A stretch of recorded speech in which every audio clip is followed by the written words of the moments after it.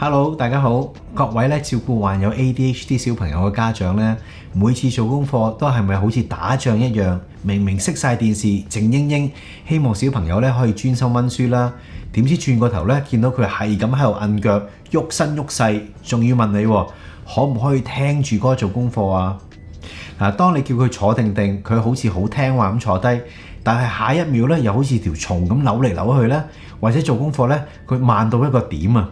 哇！好多家長見到呢一幕咧，個心裏面真係火都嚟埋，心諗咧環境咁好，點解你又要搞事咧？點解你唔可以聽話啲、專心啲啊？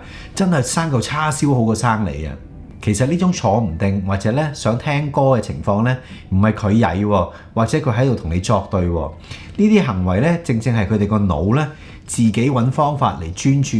嗱，今日咧，我想同大家咧用一個科學嘅角度去揭開呢個感官嗌救命啊呢個真相。Hello， 大家好，我係臨床心理學家黃佩林博士，黃 A 博士喺度同大家分享咧一啲實用易明嘅心理學知識嘅。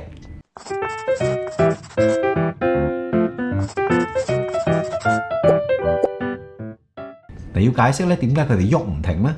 我哋要講一個概念咧，叫做警醒度 （arousal level）。嗱，ADHD 嘅小朋友嘅腦部咧，因為多巴胺嘅水平比較低啊，咁所以佢哋大腦咧就好似咧一個一路 scan 緊信號嘅收音機咁啦。嗱，當環境太靜嗰陣時咧，佢個大腦咧係揾唔到足夠嘅刺激嘅喎，就好似呢個收音機咧收唔到任何清晰嘅節目咁。佢哋嘅腦咧就會因為咧覺得悶啊，覺得個信號太弱，而自動咧去啟動一個 scan 嘅模式、掃描模式，喺度不斷咁轉台，想揾翻一啲有聲有畫面嘅 channel。呢種不斷轉台嘅行為咧，反映出嚟咧就係佢哋頭搖又尾擺。其實咧，佢哋一路咧揾緊一個信號嘅頻率，佢哋透過摁腳啊、喐嚟喐去啊，想揾翻咧一個啱嘅波段啊，咁令到自己咧可以盡量集中。如果佢唔喐咧，可能佢個腦咧因為接收唔到足夠嘅刺激，咁就會變晒雪花，徹底死機啦。明白咗轉台嘅邏輯啦，咁點解佢哋又要聽住音樂嚟做功課呢？嗱，呢度咧有第二個科學概念嘅，就叫做信噪比 （signal to noise ratio） 啦。咁喺大腦處理資訊嘅過程嗰度咧，做功課咧其實係個信號喎。咁四周嘅環境嘅干擾咧，其實係啲雜音嚟嘅，好似收音機沙沙聲咁樣。嗱，ADHD 嘅腦部嘅特點咧就係佢咧好難過濾到呢啲嘅雜音嘅。當環境太靜嗰陣時咧，佢反而咧會特別喺專注咧呢啲嘅微細嘅雜音嗰度嘅。咁好似話遠處嘅車聲啊，一啲鐘嘅秒針嘅聲啊咁樣，咁令到佢哋咧係更加分心嘅。咁呢個時候咧，我哋可以俾一啲咧穩定嘅背景聲俾佢聽。嗱，喺科學上面咧就叫做隨機共振啦。簡單啲嚟講咧，如果你提供一個受控穩定嘅背景雜訊咧，佢哋個腦咧反而咧可以將呢啲雜音咧當做背景，而係將個專注力咧更加集中喺功課上面嘅。就好似咧你將收音機嘅 channel 校好佢嗰陣時，佢音樂一出咧，嗰啲雜訊咧就聽唔到噶啦。嗱，對於 ADHD 嘅小朋友嚟講咧，呢啲嘅雜訊背景聲咧就好似一對咧降噪耳機咁嘅。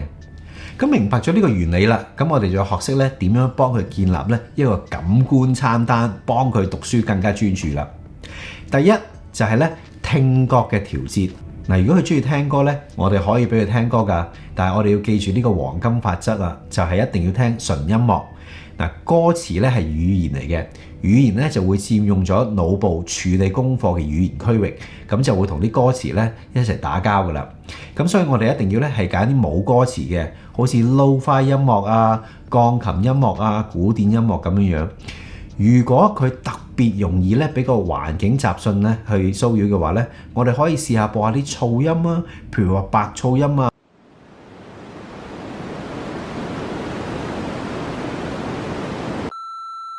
或者一啲叫中式噪音 brown noise 咁啦。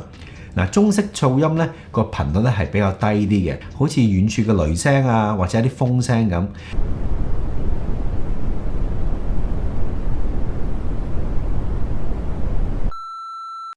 咁佢喺 ADHD 咧個腦部嚟講咧係一個好似降噪器咁嘅。嗱，你可以睇下咧我另外一條片叫做 ADHD 聽歌會唔會集中啲，喺嗰度咧我會解釋得更詳盡啦。第二咧就係觸覺同埋活動嘅調節咯。嗱，唔好逼佢咧靜靜地坐喺度咧，喐都唔喐。佢中意摁腳咩？就俾佢摁咯，俾埋張扭扭凳俾佢添啊！或者咧可以俾個舒壓嘅玩具，好似啲指尖陀螺咁啦，俾佢一個釋放能量嘅出口，佢反而咧就會定啲嘅。另外咧可以每15分鐘俾佢做一個30秒嘅活動休息，俾佢喐下先啦。嗱，幫個大腦咧去 reboot 一下，可以輪流咧去轉換一啲活動嘅 ，keep 住個新鮮感啊嘛。詳細咧可以睇我嘅活動大滾輪嘅短片。嗱，家長好多時候咧，當你容許小朋友摁腳啊，或者聽住歌做功課嗰陣時咧，身邊嘅人甚至乎你自己心裏面都可能會諗：咁我係咪縱緊佢啊？會唔會太過遷就佢啊？其實咧，對於患有 ADHD 嘅小朋友嚟講咧，呢啲唔係縱容嚟噶。我哋今日講嘅咧係針對小朋友大腦生理需要嘅科學方法。我哋咧唔再將佢咧呢啲生理需求咧視為一啲對抗啊，而係明白咧呢啲係一種神經系統修正嘅現象。嗱，當你咧接受佢哋呢啲行為嘅時候咧，你就會發現咧，原來你可以同佢一齊打造一個咧專注嘅空間嘅。嗱，提升專注力之餘咧，仲令到佢咧更加享受學習嘅過程啊！多謝大家收睇，請 Like、Share 同訂閱我哋嘅 Social Media 同 YouTube。下次再見，拜拜。